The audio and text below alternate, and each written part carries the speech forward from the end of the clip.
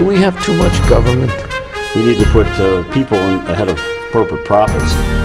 This system is so lopsided. This threat is a real threat to democracy. And I think that's really important. That's something we haven't been doing in this country for a long time. Where do you start? What do you do? How do you do it? Access to Democracy and other Eagan community television programming is supported by Thomson Reuters, makers of Westlaw Next and based in Eagan. Through Westlaw Next and other innovative online services, Thomson Reuters is the world's leading source of intelligent information for businesses and professionals. Online at thomsonreuters.com. And by U.S. Federal Credit Union, the member-owned financial institution offering service, value, and experience you can trust to the greater Twin Cities community.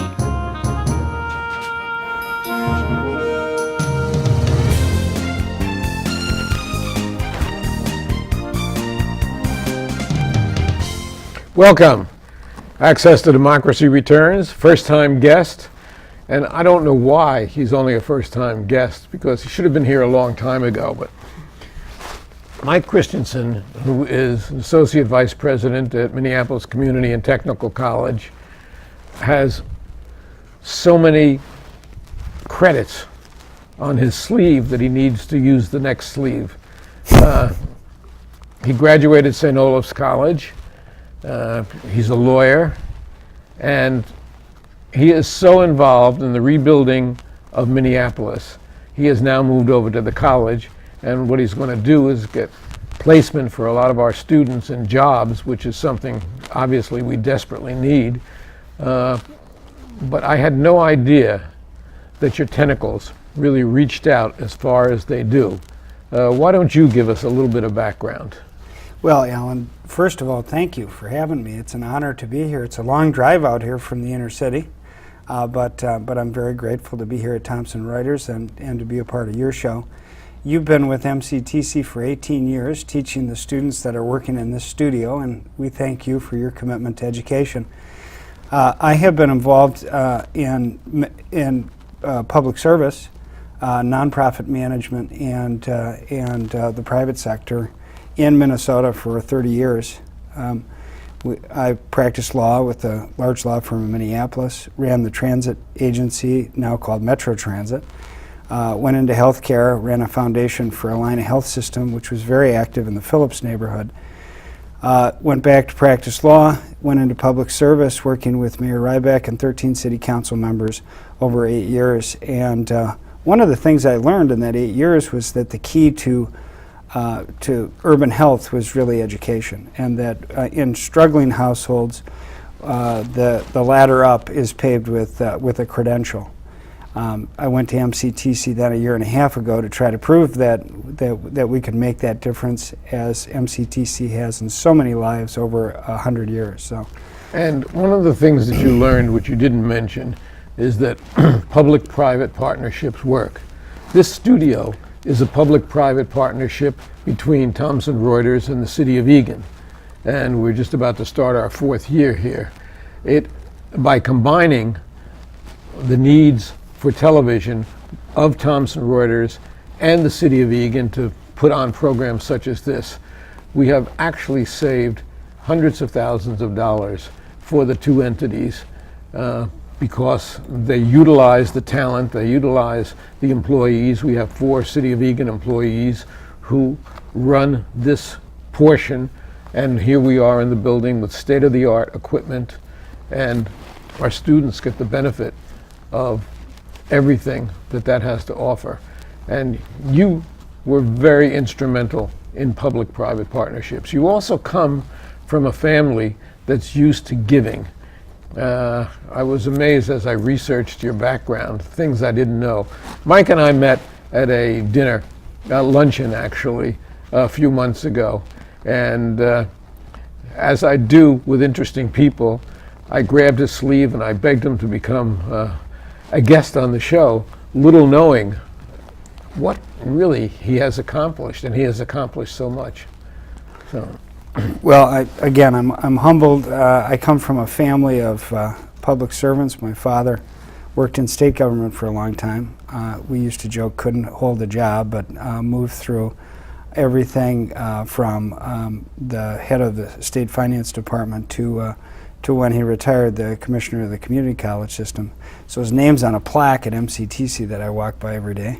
Well, that's kind of nice. But he did a lousy job in the building, is what I used to tell him. My picture is up in the police headquarters. Is that the same thing? Same idea. It's- And my mother was a choir director for 3 decades in Catholic churches. So, and all my siblings are really involved in public service, involved in their community, and that's what we were raised to do. That's the family business. One of the things that you said in an interview is that when we came home for dinner at night, we would never know who else would be joining us at the table. Yeah.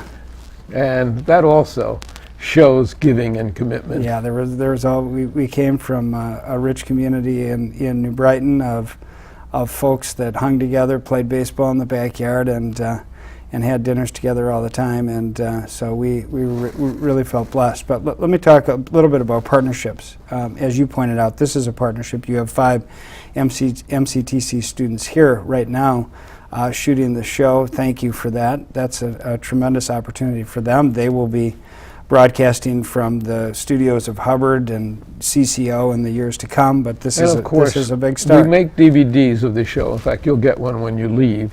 And they get their credits on the DVD. So when you go for a job interview, That's great. and it says director, etc., whatever it happens to be, as Jared is our director today, it's a great step up for the students. Way to go, Jarrett. Let's talk about partnerships for a second. Take any major accomplishment in the history of the city of Minneapolis, or St. Paul for that matter, and behind it is a public-private partnership.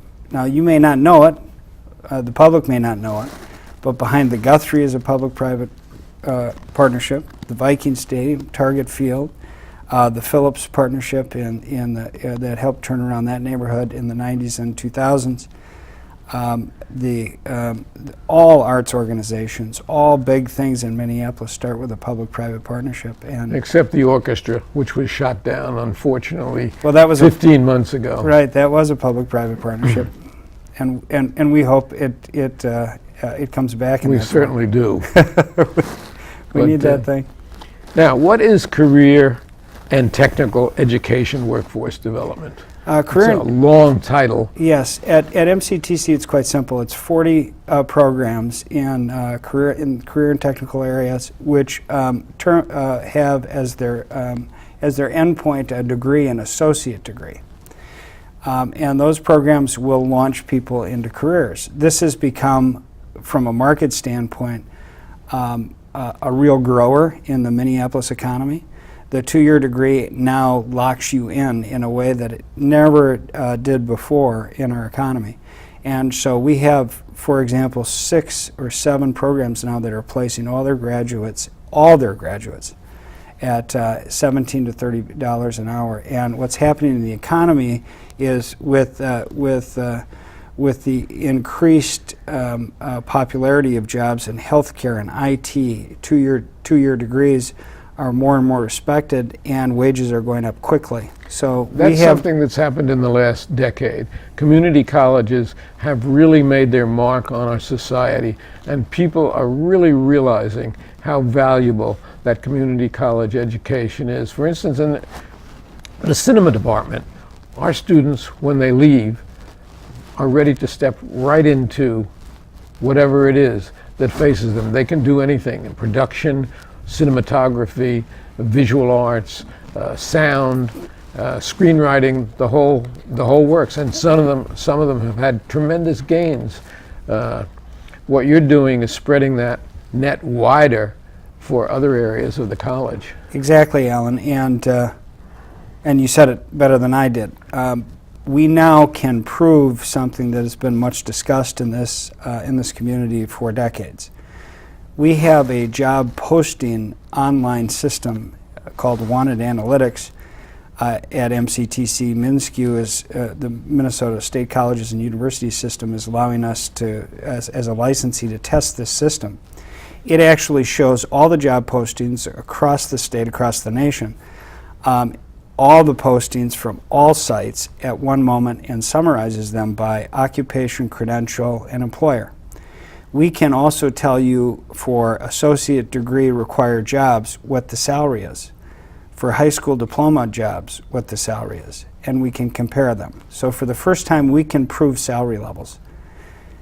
The average salary for someone with a high school diploma, a job requiring a diploma, is $35,000 in this metro area this morning. The average salary of someone with an associate degree is $54,000 across all levels of experience, not just entry level, but all levels of experience. And it shows Tremendous you differential. just what a tremendous difference it makes. And for those people who say it takes more than a high school diploma to get into the middle class, they're right. It takes a credential, and it takes an associate degree. As you said, Alan, earlier, we really call the associate degree the new master's, because what we're finding is that PhDs will come back for welding because they would like to lock into a credential. They would like to be crawling around pipes at Flint Hills at least 40 hours a week and then work an avocation on the weekends. Or they may want to do something part-time. They may want that credential for an art studio. They may practice at the Fire Art Studio at 38th in Chicago and Minneapolis and want to improve their welding for the purposes of sculpture. So it's really interesting what's going on. We see a lot of very advanced students, very elite students coming back into programs like the one you teach in cinema. Well, we have a lot of students who get their degree. For instance, you get a degree in screenwriting, but you want to have credentials in directing. They come back to get the furtherance by getting something in directing. They get something in cinematography, but they want to have something in one of the other areas, production areas. They come back and they do that, so that we don't see them just for 2 years. We often see them for 3 and 4 years. Right. And when they leave, they're just ready to go. You know, step into a studio, step into a production company, and there are so many around. Step into an agency, and we have so many agencies, ad agencies here in the Twin Cities, that it is a very fertile ground for them to get hired. Well, and MCTC is so blessed. Speaking of fertile ground, we're sitting next to 160,000 jobs downtown. Then I was just on the phone on the way over, Alan, with the new downtown council head, Steve Kramer. And Steve Kramer, who has long been committed to workforce development, will be asking MCTC for the first time to serve on the downtown council board to strengthen the workforce development and the relationships with the downtown CEOs and employers. So we're excited by that. President Davis, Phil Davis, our president, will be serving on that downtown council board, and that's great news. Now, you headed the Community Planning and Economic Development Department for the city of Minneapolis. And I want to say that everyone I spoke to and checked before the interview spoke so highly of you. I mean, Mayor Ryback, who made his determination to leave, and I'm sorry to see him go, although he's got a very qualified successor, credits you with rebuilding the Phillips neighborhood, credits you with seeing that the Midtown global market is the keystone of the Phillips rebuilding.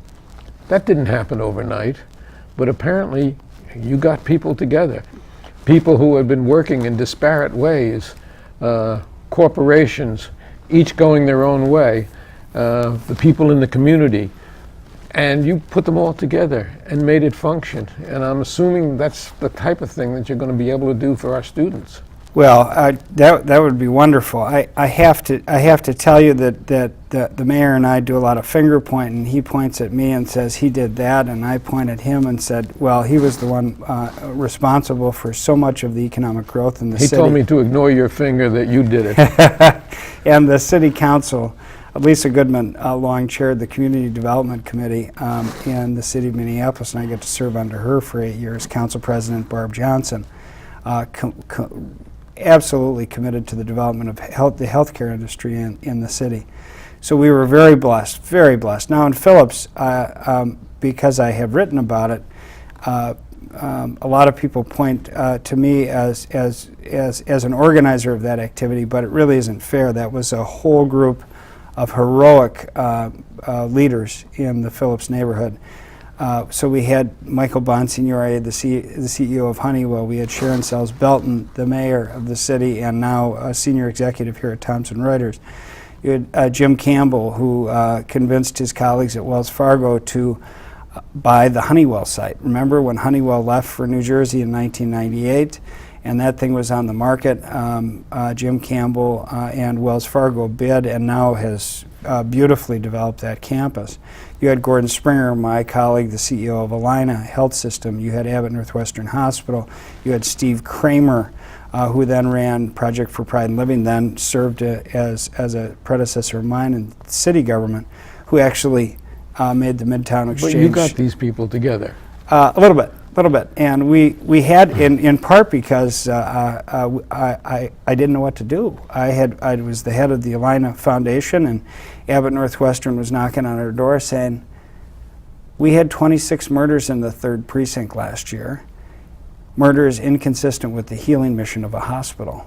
What are you doing about it? Well, you changed Murderopolis to Minneapolis. Well, it And, was a group effort, but the key to this is that I didn't know exactly how we were going to attack that problem. So the group effort was really, at first, a grope effort. I was trying to figure out how to deal with what was a social condition that was unacceptable to Commissioner Peter McLaughlin, the visionary Hennepin County commissioner, who really, more than anybody else, got all of us together in Phillips in the 90s. So it's a great group.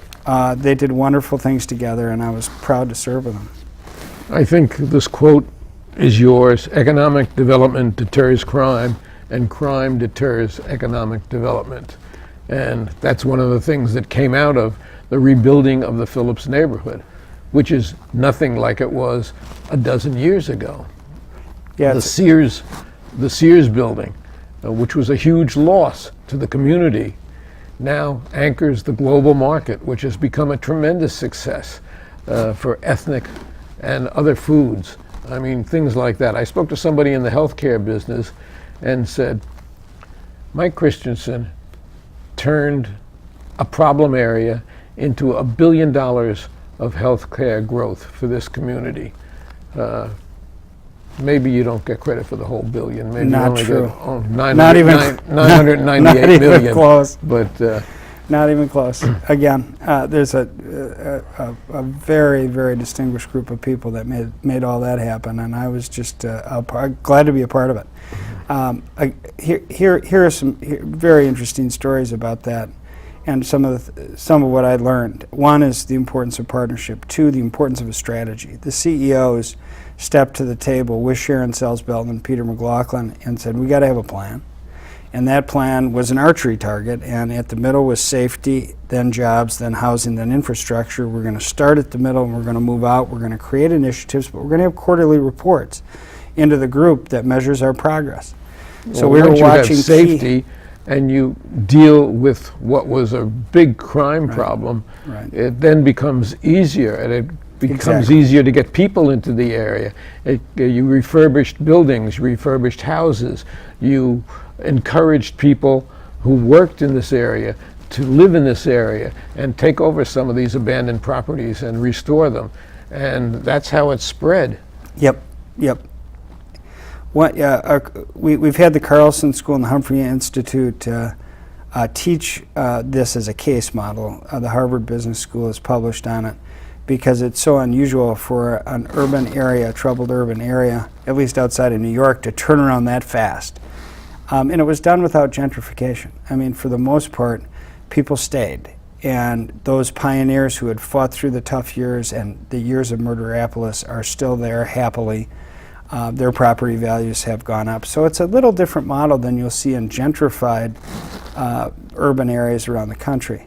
But one of the lessons I learned was that we didn't put enough emphasis on education. In that model, there was no rung for education. And so what happened was healthcare continued to credential. Healthcare becomes, as it becomes more and more sophisticated, requires more and more higher education, and more of its jobs are credentialed jobs. So let me give you a recent fact. In the Central Corridor, there are now 670 postings among 15 healthcare institutions right along the corridor.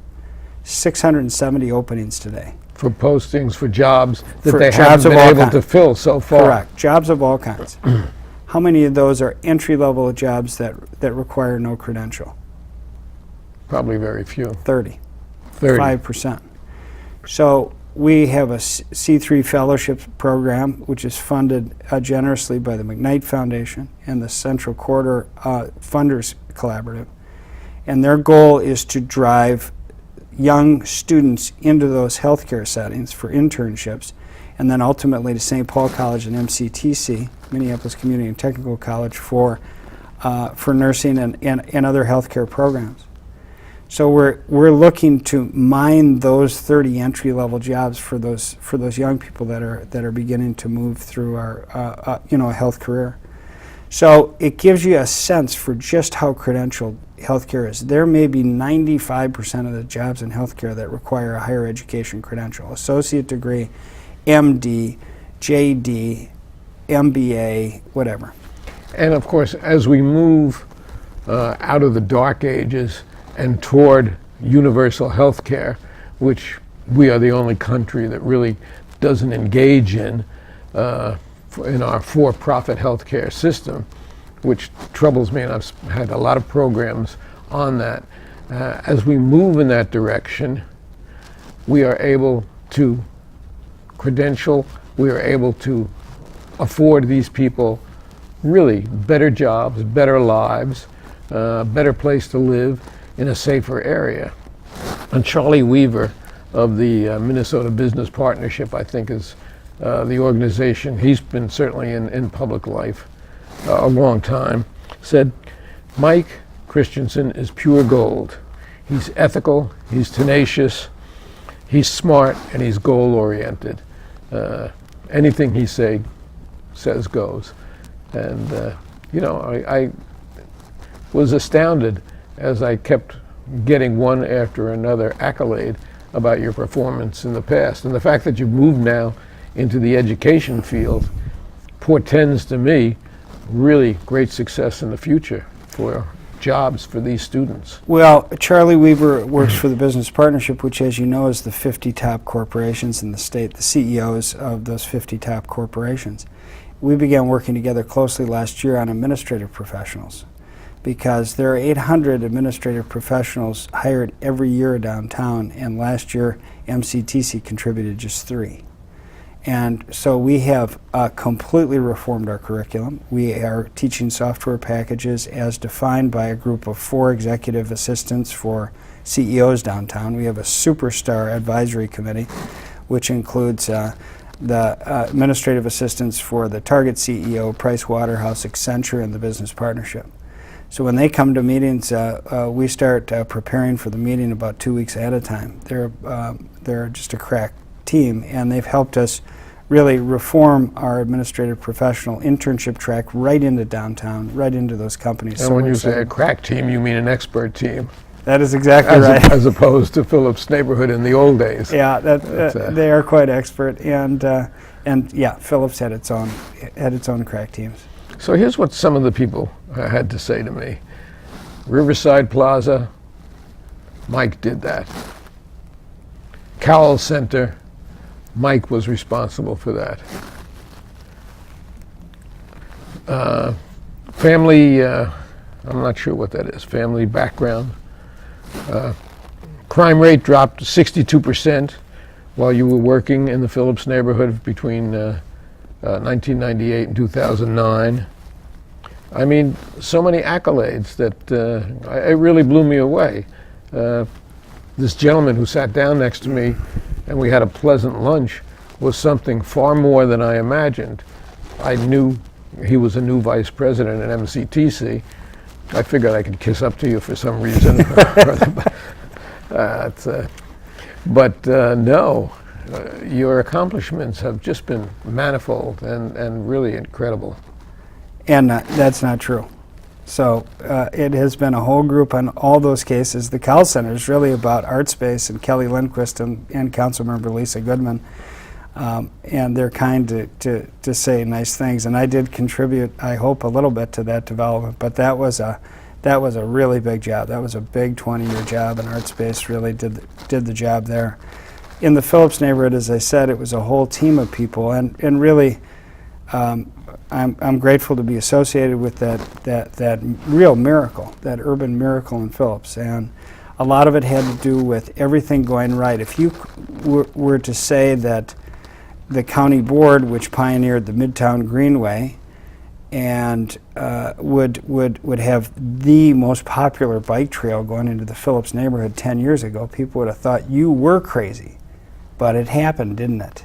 It certainly and did. It's crowded in the winter days. Or that you would have a light rail line, the second busiest stop of which would be in the Phillips neighborhood. People would have said, you are crazy, but it's happened. Well, somebody else said to me, because of Mike, we increased ridership on Metro Transit, because he found a way to get buses to avoid the traffic areas. And I don't know if you were responsible for the bus lanes The and shoulder the lines? express lanes. Yeah, that's a great story. But they attribute that to you also. Oh, that's very nice too. And in that case, we worked with MnDOT, and we asked MnDOT, can we use the shoulders for buses? And I thought we'd get kicked out of the office. Then MnDOT Commissioner Jim Den said, well, we'll look at that.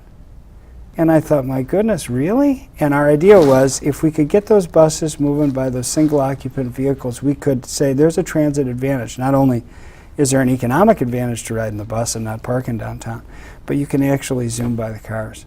The other thing that's just been really fun to watch is the State Fair shuttle. I mean, who could have predicted that 18% of the people going to the State Fair would be getting on buses to get there? If you've ever tried to park in that area, it's a no-brainer. Yeah, it's great. And the Metro Transit people have made great progress. That light rail is really working. Everybody wants it. The Central Corridor is going to be exciting.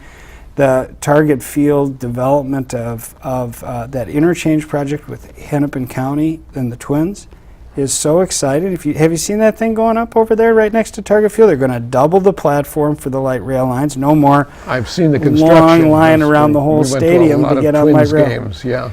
So Commissioner McLaughlin again, Peter. If you could get us a first-line pitcher, that would help also. Well, there's progress on that front too, I'm told. So Commissioner McLaughlin sat down with the Twins a couple years ago and said, my goodness, the Central Corridor is going to double the amount of people who are getting out of the games and standing in line for the light rail. We better do something. So that's big stuff. I think that's an $80 million project. We've been talking with Mike Christianson, Associate Vice President, Minneapolis Community and Technical College, a brother in that respect. Thank you, and a man who gets results wherever he goes, a man who has had a great track record, and I really think it's a great benefit to the students and to the educational system to have you as part of MCTC. Thank you so much for coming in today. Thank you, Alan.